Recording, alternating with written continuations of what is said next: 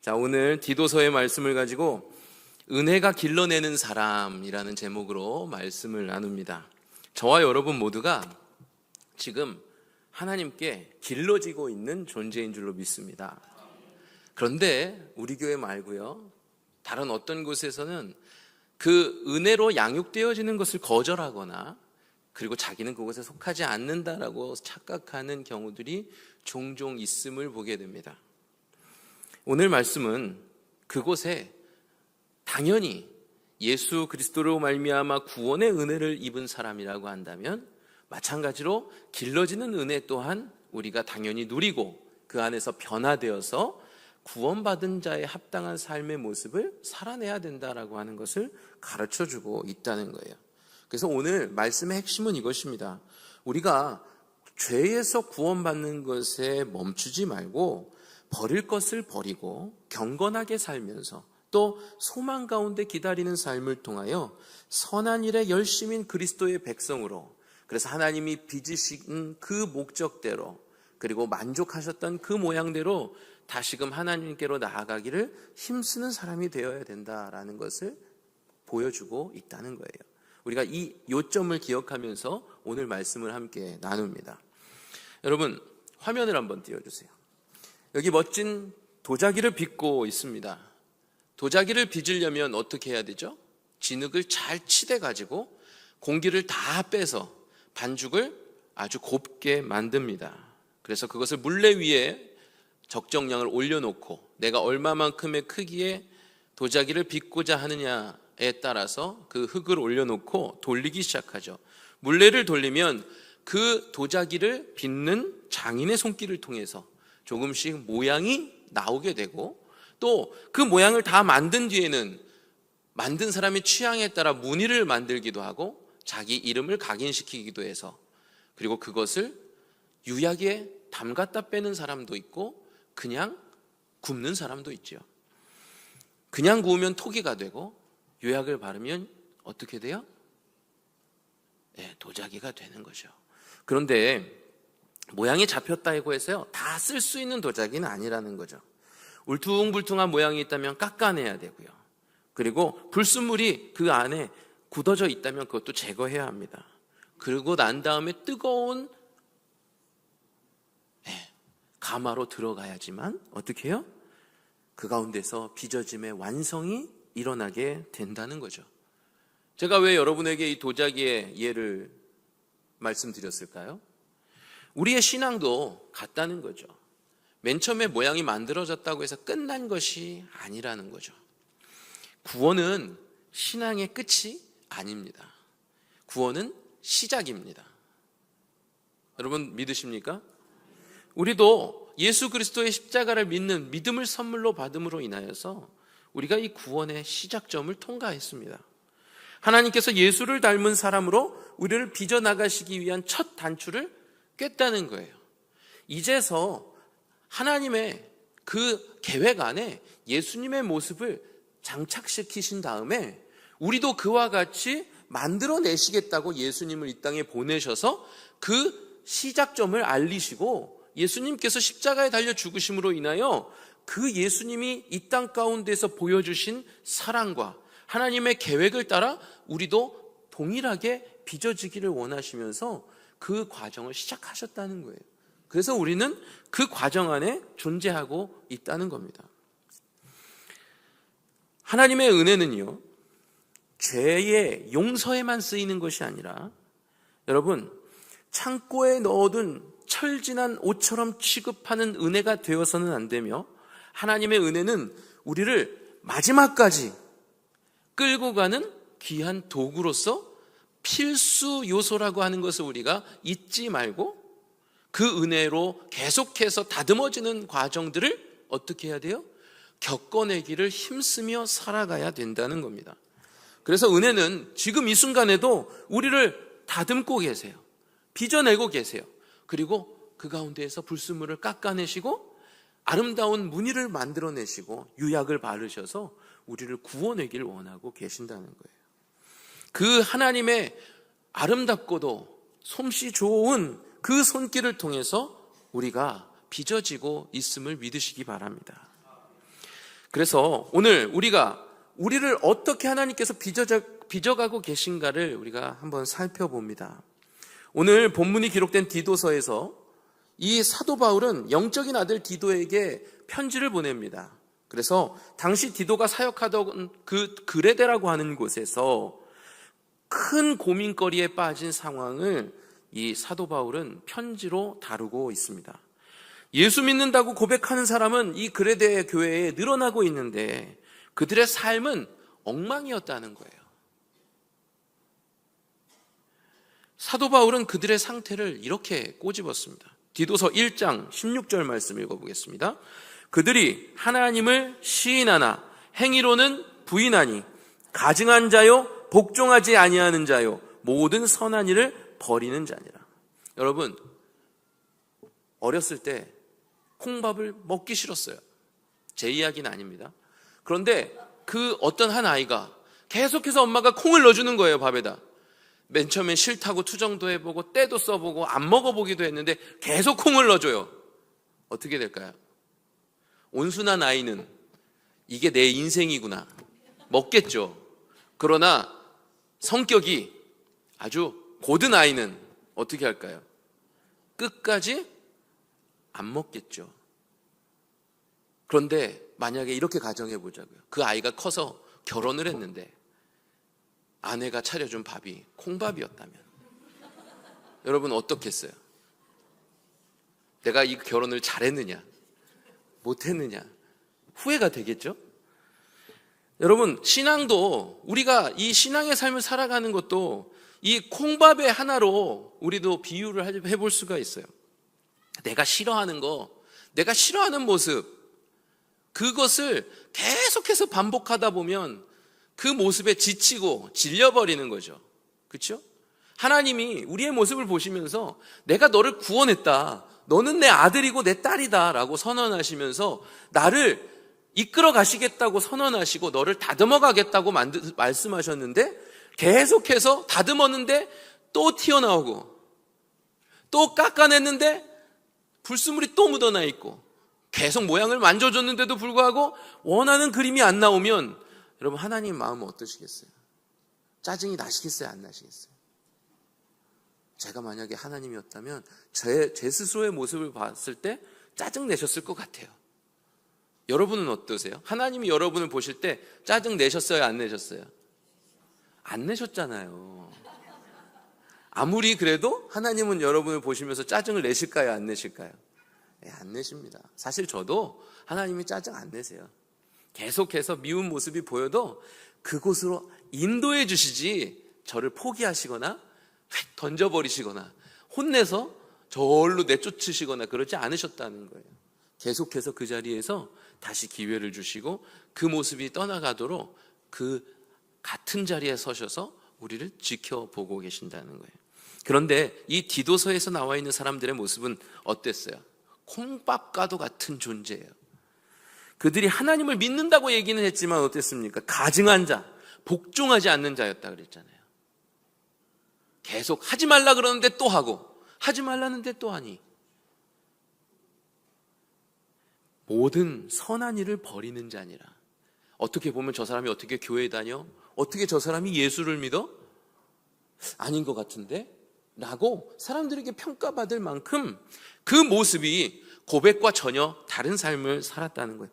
머리로는 믿습니다. 입으로는 찬양합니다. 삶의 현장으로 가면 그러나 똑같습니다. 욕심부리고 화내고 거짓말을 멈추지 않고 다른 사람들에게 손가락질 받을 만한 일을 하고. 여러분 한번 예를 들어볼까요? 여러분이 어느 교회를 다닌다는 걸 사방에서 다 알아요. 근데 여러분이 어느 곳에 가서 몰래 물건을 훔치고 그리고 사회 질서를 어기고 운전하는데 신호 안 지키고 그리고 다른 사람들에게 피해 주면서까지 자기가 하고 싶은 것 한다면 여러분 우리가 교회 다닌다는 그 사실을 그 사람들이 알 때에 저 사람은 그리스도인이야 아니야 어떻게 말할까요? 그리스도인이 아니라고 말하겠죠. 심지어 난 그 사람 때문에 교회야 거기 안 갈 거예요 라고 말할 수도 있습니다. 이 디도가 말하는 그리고 사도 바울이 그 충고해주고 있는 이 그레데 교회의 교인들의 모습이 정말 심각했다. 그래서 바울은 디도에게 편지를 씁니다. 디도야, 교회 안에 모든 세대에게 진짜 은혜가 무엇인지 그 은혜의 가치를 가르쳐라. 은혜 받은 자의 합당한 삶을 훈련시켜라 라고 편지 쓴 거예요. 경건한 삶은 무엇인가? 구원받기 위한 조건을 넘어서는 거예요. 내가 구원받은 것에만 만족하는 삶을 사는 게 아니란 얘기예요. 이미 나타난 하나님의 크신 은혜가 우리에게 있을 때에 그것을 기반 삼아서, 아니 오히려 그것에 합당한 증거를 드러내기 위해서 살아야 내가 진짜 은혜의 필연적인 삶을 살고 있다라고 주장할 수 있다는 거죠. 그런데 구원은 받았는데 왜 삶은 변하지 않을까요? 그게 아이러니입니다. 오늘 우리의 모습은 어떻습니까? 그레데 교회 성도들의 모습이 내 스스로의 모습에 겹쳐지지는 않습니까? 저도 이 말씀을 보면서 그런 생각을 해봤어요. 나도 그레데 교인처럼 살지는 않았는가? 아직 남아있는 그레데 교인의 모습이 나에게 존재하고 있는 것은 아닌가? 여러분께 질문을 드립니다. 예수 믿고 구원받았다고 자신 있게 고백하십니까? 여기서 벌써 불안하시면 안 돼요. 그렇다면 또 한 번 질문을 드립니다. 내 안에 욕심은 사라졌습니까? 제가요, 제 안에 욕심을 발견했어요. 저희 집에 에어컨이 사망 선고를 내렸어요. 그런데 희한하게 전자제품을 보러 가면 자꾸 보면 볼수록 가격이 어떻게 될까요? 제가 가진 게 없는 사람인데 보는 눈은 있어가지고 요거 보고 옆에 봤는데 이게 더 좋아 보여요. 근데 당연히 더 비싸요. 근데 그쪽으로 가서 옮겨가서 자세히 보다가 또 옆에 갔더니 그게 더 좋아 보이는 거예요. 그건 100만 원이 더 비싸요. 사람은 다 똑같겠죠? 제가 그러면서 제 스스로에게 너 아직 욕심 못 버렸구나. 그래서 다시 어디로 돌아가야 돼요, 눈이? 처음으로 돌아가야 돼요. 그러면서 포기할 줄 알아야 욕심이 있는 거예요, 없는 거예요? 네, 버릴 줄 알아야 욕심이 없는 거죠.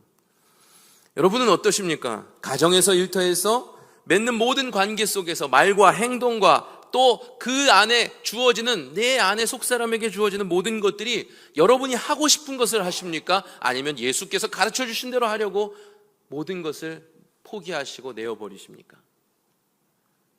구원의 확신은 부르짖는데 내 안에 있는 감정 하나조차, 생각 하나조차도 내 마음대로 할 수 없는 나라면 나는 여전히 변하지 않는 나다 라고 하는 거죠. 삶의 모습이 변하지 않는 데는 이유가 있습니다. 바로 은혜를 오해했기 때문입니다. 우리의 은혜를 나의 죄를 방면해주는 하나의 도구로서만 생각한다면 거기에 멈출 수밖에 없다는 거예요. 더 이상 나에게 영향력을 발휘할 수 있는 은혜가 되지 못한다는 거죠. 은혜가 내 삶을 고치고 훈련하고 양육하는 역동적인 능력이 있는 것이라는 것을 우리가 무시했다는 거예요. 은혜의 능력을 무시했다는 건 누굴 무시한 거죠? 하나님을 무시한 거예요. 진짜 은혜를 만나면 우리는 그 안에 복종하게 되고 순종하게 되고 그리고 우리는 변할 수밖에 없다는 거예요. 오늘 본문은 하나님의 은혜가 우리를 어떻게 거룩하게 빚어가는지 세 가지로 설명을 합니다. 첫 번째는 은혜는 버릴 것을 버리게 하고 그리고 우리를 빚어간다는 거예요. 여러분 한번 생각해 보세요. 신축 아파트 여러분 당첨되셨어요. 그런데 지금 옛 헌집에서 살고 있는 물건, 가구, 전자제품 하나도 안 버리고 다 싸들고 새 집으로 가서 아무리 예쁘게 진열해 놓는다고 한들 여러분 그 집이 새 집처럼 보일까요? 아니죠. 한 새 집에 겨우 들어갔는데 못해도 한 10년 살던 집에 들어온 것 같은 느낌 들지 않겠습니까? 그런데 아무리 헌집이라도 그 안에 들어가 있던 것들을 새 걸로 바꾸면 어때요? 헌집이 그래도 조금 괜찮아 보이잖아요. 여러분 마찬가지예요. 은혜가 우리의 삶에 찾아오면 가장 먼저 일어나는 작업이 뭔지 아십니까? 따라해 보겠습니다. 버리기 작업. 네. 옛날에 그 왜 물건 못 버리는 그 결벽 강박증에 대한 책이 있었어요. 어느 집에, 미국의 어느 집에서 16.5톤의 쓰레기가 나왔다 그랬어요. 거기에 파묻혀서 집을 나오지 못하는 이 강박증 환자가 살고 있었대요. 저장 강박증. 그래서 경찰이 그 문을 뜯고 소방관들이 그 쓰레기를 걷어내면서 그 사람을 구조하고 나머지 그 폐기물들을 다 모았더니 16.5톤이 나왔다는 얘기예요. 여러분, 버려야 생명을 유지할 수 있는 처지에 놓여진다면 여러분 어떻게 하시겠어요? 당연히 버려야죠. 근데 여러분 생각해 보시자고요. 내 욕심과 내 습관과 내 감정과 내 죄악된 마음들을 하나도 버리지 않고 은혜 받은 자라고 하면서 다 갖고 있다고 한다면 여러분의 생명을 좀 먹고 갉아먹으면서 여러분을 죽음으로 몰아간다는 거예요. 그렇기 때문에 은혜 받은 자라고 한다면 버리기 작업은 반드시 필수라고 하는 겁니다. 은혜는 우리에게 두 가지를 버리라고 이야기합니다. 첫 번째, 경건하지 않은 것을 버려라. 오늘 본문에서 나오는 얘기예요. 하나님 없이도 잘 살 수 있다는 교만한 태도 버리라는 얘기예요. 여러분, 하나님 없이 사실 수 있어요, 없어요? 그렇죠. 오늘 점심 먹을 때 하나님께 여쭤보셨습니까? 하나님, 저 이거 결정 안 해주시면 저 죽어요. 저 뭐 먹을까요, 하나님? 해보셨어요? 중국집 가면 하나님을 간절히 찾게 됩니다. 왜 그래요? 정말 고민이 되거든요. 제가 이걸 그냥 단순히 우스갯소리로 예로 이렇게 말씀을 드리지만 여러분, 우리의 삶의 자리에서 뭔가를 중대한 일을 결정할 때, 아니 사소한 것 하나를 결정할 때에도 내가 결정했을 때에 나에게 혹여나 그것이 욕심이나 죄로 인하여 결정되어서 나에게 해가 되는 것이 돌아오는 것은 아닌가 생각해 보신 적이 있으십니까? 있으시죠? 왜? 그런 생각이 들면 겁이 나요, 안 나요? 겁이 나잖아요. 그럴 때 어떻게 해요? 내가 결정했던 거라도 다시 어떻게 해요? 버리고 다시 하나님께 묻잖아요. 이게 바로 버리는 태도예요. 경건하지 않은 것, 혹여나 내가 결정한 것, 내가 생각에 품었던 것, 내가 행동했던 것 작은 하나까지도 하나님이 아니라고 하시면 아닌 거죠. 만약에 아니라고 하신다면 어떻게 해야 되겠어요? 버려야 되겠죠. 두 번째, 이 세상의 정욕을 버리라고 이야기합니다. 내 욕망이 나의 주인이 돼가지고 나의 이성이 개입하기도 전에 내 욕망이 나의 주인이 돼서 나의 행동을 끌고 가고 선택을 이끌고 가는 상태에 빠진다면 여러분, 그 욕망을 버리라는 거죠. 그레데교회의 거짓 지도자들을 우리는 살펴볼 수 있습니다. 그들은 하나님을 입에만 담은 자였다고 그랬잖아요. 하지만 그 사람의 모습 속에 버리지 못한 게 있었으니 고집과 분노와 탐욕을 버리지 못했다는 거예요.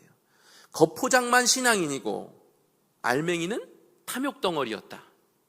누군가가 저와 여러분 스스로를 어떤 사람이 평가할 때에 저 사람은 고집쟁이고 저 사람은 욕심쟁이고 저 사람은 세상에 믿지 않는 사람도 하지 않는 욕심 부리는 자다라고 하면 그건 정말로 그 사람을 가장 모독하는 욕인 줄로 저는 생각합니다. 여러분, 진짜 은혜를 경험하셨습니까? 그렇다면 죄가 하나도 없는 완벽한 사람이 된다는 뜻이 아니에요. 우리가 여기 착각에 빠집니다. 진짜 은혜를 경험하면 나는 죄가 하나도 없는 존재라고 치부하고 이제 나는 모든 것이 새로워라고 말한다는 거죠. 그런데 진짜 새로워요? 어제 지은 죄 회개하셨나요? 어제 어떤 사람과의 관계 속에서 누군가를 억울하게 하고 힘들게 했던 것 용서하셨나요? 혹은 용서를 비셨나요? 아니잖아요. 여전히 남아있어요. 착각이라는 거죠. 전에는 아무 생각 없이 즐기던 죄가 이제는 불편해지기 시작합니다. 왜 그럴까요? 은혜라고 하는 이 수술 도구가 우리 안에 있는 욕심과 정욕과 탐심을 갈라내기 시작하는 거예요. 도려내기 시작하는 거라고요. 그래서 이제 그 모든 것들이 껍데기, 불순물과 같이 느껴지면서 그것을 어떻게 해야 된다? 제거해야 될 필요성을 느끼게 한다는 거예요. 그게 진짜 은혜를 경험한 사람의 마음 가운데에, 생각 가운데에 일어나는 현상이라는 거죠. 전에는 당연했던 것이 이제는 부끄럽기 그지없어요. 과거를 생각해 보니 닭살이 오를 정도로 수치스럽고 다시는 그런 일을 하지 말아야지라고 하는 생각을 갖게 한다는 거죠. 바로 그것이 내 안에 은혜의 빚어짐의 시작이 벌써 이루어졌다는 증거입니다. 그렇다면 우리에겐 희망이 있는 것이죠. 이제 무슨 작업에 돌입해야 된다고요? 버리기 작업에 돌입해야 된다는 겁니다. 여러분의 생각의 구조를 잘 감독하시고 관찰하시기 바랍니다. 그래서 삶에서 내가 그리스도인답지 않은 생각을 했다면, 말을 했다면, 그리고 그 관계에 흠을 내거나 죄악에 더욱더 익숙한 마음가짐을 방치했다면 그 가운데서 어떻게 해야 되겠어요? 내 안에 이러한 마음이 없다는 것을 회개하고 은혜가 내 안에 작용해서 방리하는, 그 껍질을 벗겨내고 불순물을 제거하는 그 노력을 감당해내야 될 줄로 믿습니다.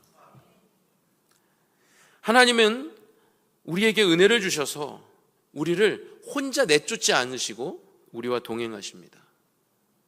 그래서 우리 안에 죄를 대신 버릴 수 있도록 돕고 계신다는 거예요.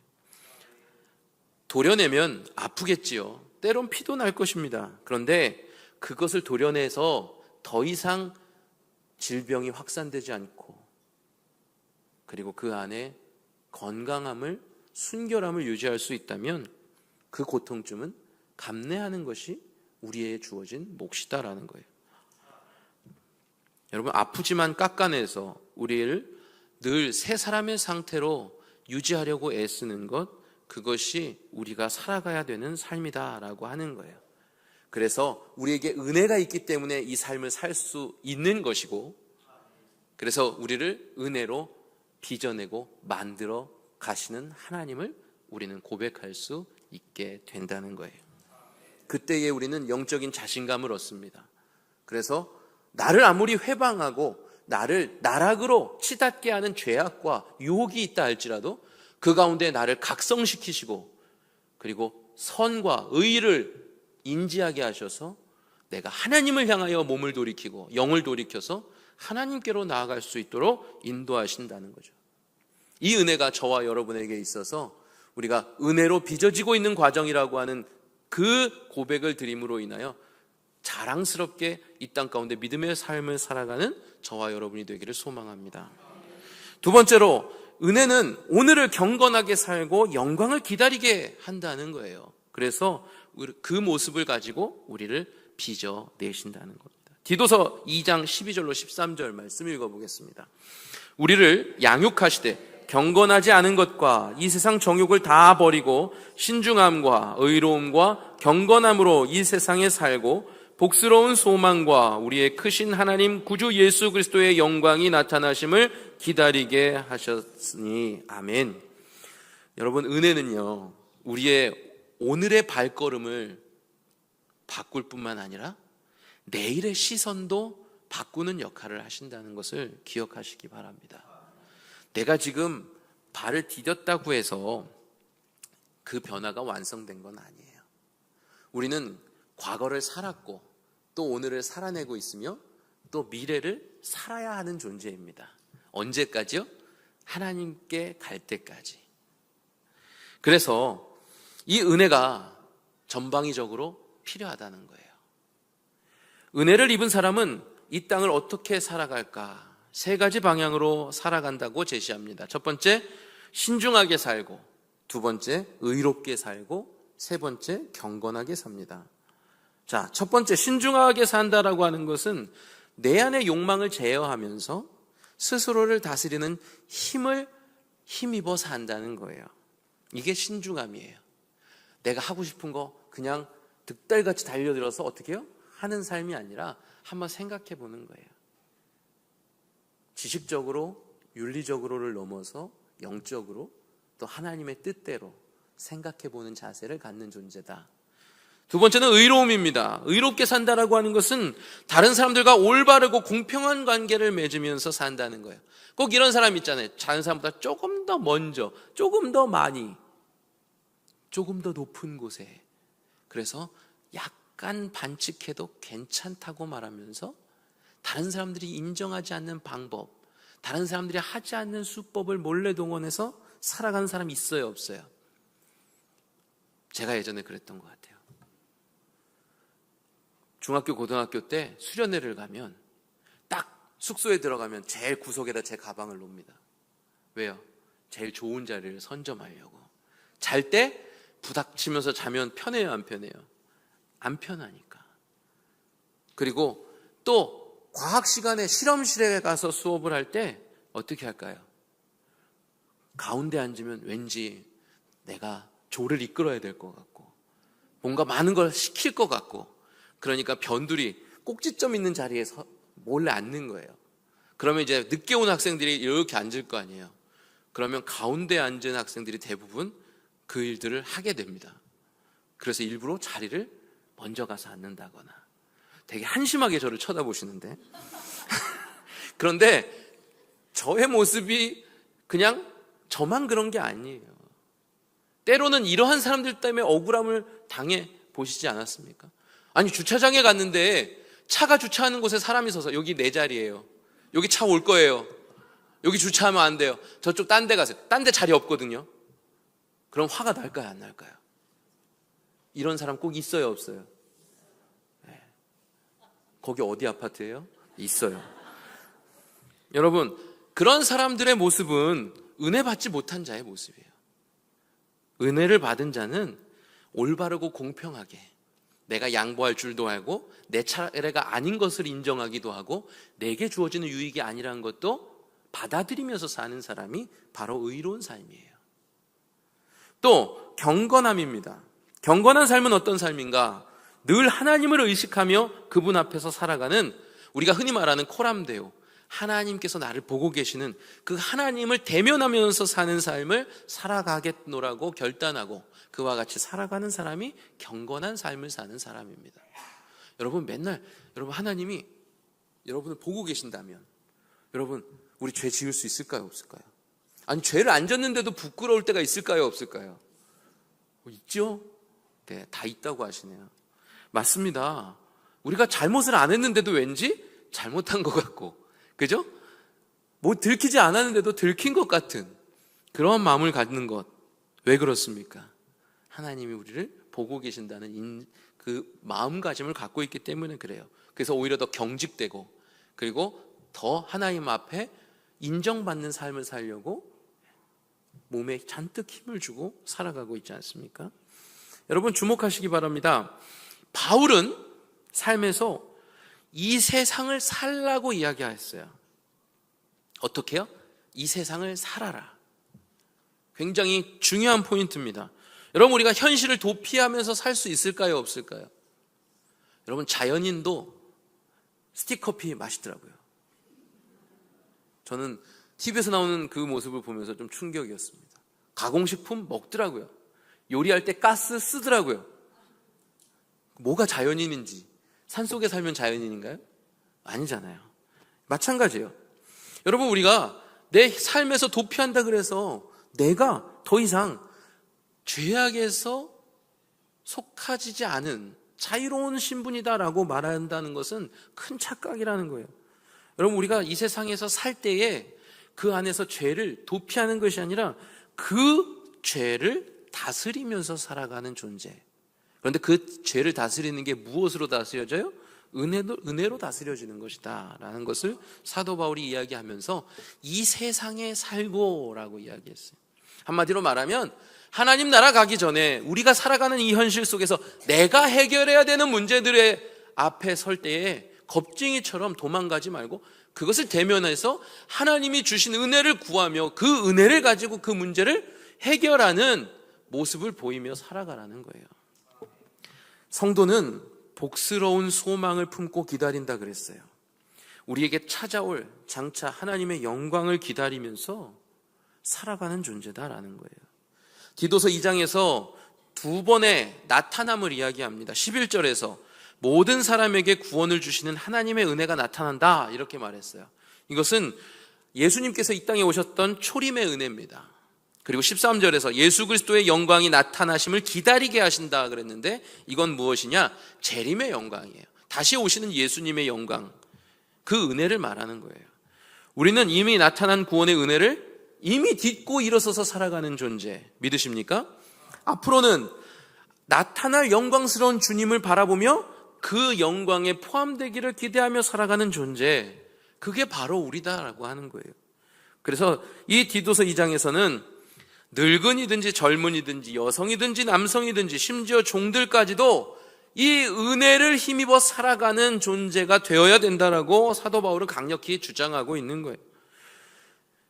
디도서 2장 10절 말씀을 한번 보겠습니다.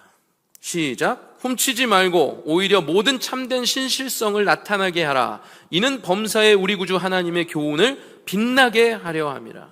아멘. 훔치지 말고 오히려 모든 참된 신실성을 나타내게 하라. 죄악과 잘못된 거짓에서 무너지지 말고 참된 신실성을 나타내는 삶을 살기 위해서 노력하라는 거예요. 우리의 성품을 통해 하나님의 영광을 보여드리는 역할을 우리가 삶 가운데서 해야 된다는 거예요. 은혜는 오늘의 일상을 책임 있게 살아가는 능력이요 비결이 되는 것입니다. 마지막으로 은혜는 선한 일에 열심인 하나님의 백성으로 우리를 빚어 간다는 거예요. 여러분, 디도서 2장 14절 우리의 본문의 마지막은 이렇게 나오죠. 그가 우리를 대신하여 자신을 주심은 모든 불법에서 우리를 속량하시고 우리를 깨끗하게 하사 선한 일을 열심히 하는 자기 백성이 되게 하려 하심이라. 우리를 어떤 사람으로 되게 하신다고요? 선한 일을 열심히 하는 자기 백성이 되게 하려고 하신다는 거예요. 우리의 최종 종착지는 어딜까요? 바로 하나님의 백성인 거예요. 하나님의 백성으로서의 자격, 그 모습을 잃어버리지 않고 유지하는 존재, 그것이 우리의 최종 종착지죠. 예수님이 우리를 위해 십자가를 지셨고, 그리고 그 지신 목적은 우리를 건져내기 위하심이었습니다. 그리고 깨끗하게 씻어주시기 위함이었습니다. 한 아이가 태어나면 깨끗이 그 몸을 씻기고 새 옷을 입혀서 예쁘게 단장을 시켜서 누구한테 보여줘요? 엄마 아빠한테 보여주잖아요. 비록 태어났을 때 뭐가 막 묻어서 허옇고 뻘겋고 피도 묻고 막 이러지만 깨끗하게 씻겨 놓으면 어때요? 예쁘기가 그지없죠. 여러분, 우리가 착하고 선한 일을 많이 해서 하나님의 소유가 된 게 아니에요. 우리는 한 게 없는데 하나님께서 그 모습을 깨끗하게 씻겨놓고 보니까 이쁜 거예요. 그런데 그 이쁜 모습을 보면서 어떻게 크라고 우리에게 말씀하실까요? 바르고 착하게 자라거라. 그렇죠? 건강하게 자라거라. 근데 이 모습을 우리에게 대입하면 어때요? 건강하게 자라라고 했는데 몸에 안 좋은 거 우리가 거절해요, 안 해요? 안 한다는 거죠. 또 예쁘게 자라라고 했는데 어때요? 내가 하고 싶은 대로 자세를 취하고 마음껏 내 몸을 막 굴리니까 어떻게 돼요? 어디는 부러지고 어떤 곳은 망가지고 그래서 울퉁불퉁해지고 고다지지 못하고 굽어지고. 여러분, 아기를 볼 때 그렇게 우리 안에서 그 아기를 위해서 기도해 주는 것처럼 하나님은 우리에게 은혜를 주시면서 예쁘고 건강하고 바르게 자라라고 말씀하셨다는 거예요. 그러면 그 모습 그대로 하나님 앞에 마지막 우리가 소망하는 그곳에 나아갈 수 있어야 되는 줄로 믿습니다. 우리가 착하고 선한 일을 많이 해서 하나님의 소유가 된 게 아닙니다. 예수 그리스도의 피로 샀습니다. 우리를 하나님의 백성이 되게 하셨기 때문에 우리가 선한 일에 힘쓸 수 있는 것입니다. 세상 사람들과 우리의 차이를 아시겠죠? 그 사람들은 아무리 착한 일을 한다 그래도 하나님께 착한 일로 인정받지 못합니다. 우리는 예수 그리스도로 말미암아 우리가 선한 일을 행할 때에 그것을 인정받는, 누구한테? 하나님께 인정받는 존재라는 거예요. 얼마나 행복한 일입니까? 예수 그리스도의 피로 값주고 사신 존귀한 존재, 저와 여러분인 줄로 믿습니다. 그렇다면 여러분, 구원받은 심령 안에 우리가 생명의 열매를 맺어서 하나님께 올려드릴 수 있는 존귀한 자로 우리의 삶을 갖고 나가야 될 줄로 믿습니다. 디도서 3장 8절은 이렇게 말하죠. 이 말이 미쁘도다. 원하건대 너는 이 여러 것에 대하여 굳세게 말하라. 이는 하나님을 믿는 자들로 하여금 조심하여 선한 일을 힘쓰게 하려 함이라. 이것은 아름다우며 사람들에게 유익이 되느니라. 하나님은 우리한테 해가 되는 것을 요구하신 게 아니에요. 우리에게 유익이 되는 것을 요구하고 지금도 우리를 그렇게 되도록 이끌어 가고 계십니다. 여러분, 데살로니가전서 5장 23절 24절을 가지고 이 설교를 마무리합니다. 한번 읽어볼까요? 평강의 하나님이 친히 너희를 온전히 거룩하게 하시고 또 너희의 온 영과 혼과 몸이 우리 주 예수 그리스도께서 강림하실 때에 흠없게 보전되기를 원하노라. 너희를 부르시는 이는 미쁘시니 그가 또한 아멘. 여러분, 우리를 은혜로 부르신 분도 하나님이시요 그 기회를 주신 분도 하나님이시며 우리가 거룩하고 흠없고 순전하게 하나님 앞에 나아갈 수 있도록 인도하시는 분도 하나님이십니다. 아멘입니다. 우리는 참으로 부자입니다. 그리고 참으로 많은 좋은 것을 받은 자입니다. 그것을 우리가 활용하여서 우리가 하나님 앞에 인정함 받는 자로, 세상 가운데서도 인정함 받는 자로 살아내야 될 줄로 믿습니다. 우리의 받은 구원, 그 은혜 이제 시작이죠. 여러분은 열심히 달려가야 되는 시간을 살고 있습니다. 곁길로 행하지 마시고 되돌아가지 마시고 온전히 하나님께로 달려나가시는 여러분 되실 수 있게 되길 바랍니다. 성도는 완공된 건물이 아닙니다. 지금 한참 설계도에 따라서 지어져 가는 존재입니다. 여러분 몇 층까지 지으셨어요? 계속 짓고 계시잖아요. 이제 완공을 눈앞에 두시고 계신 줄로 믿습니다. 조금도 설계도와 달라서, 그래서 준공검사에서 낙오되는 존재가 아니라 모든 것이 계획대로 허가대로 잘 지어졌다고 인정함 받는 건축물이 되는 저와 여러분이 되길 바랍니다. 기도하겠습니다.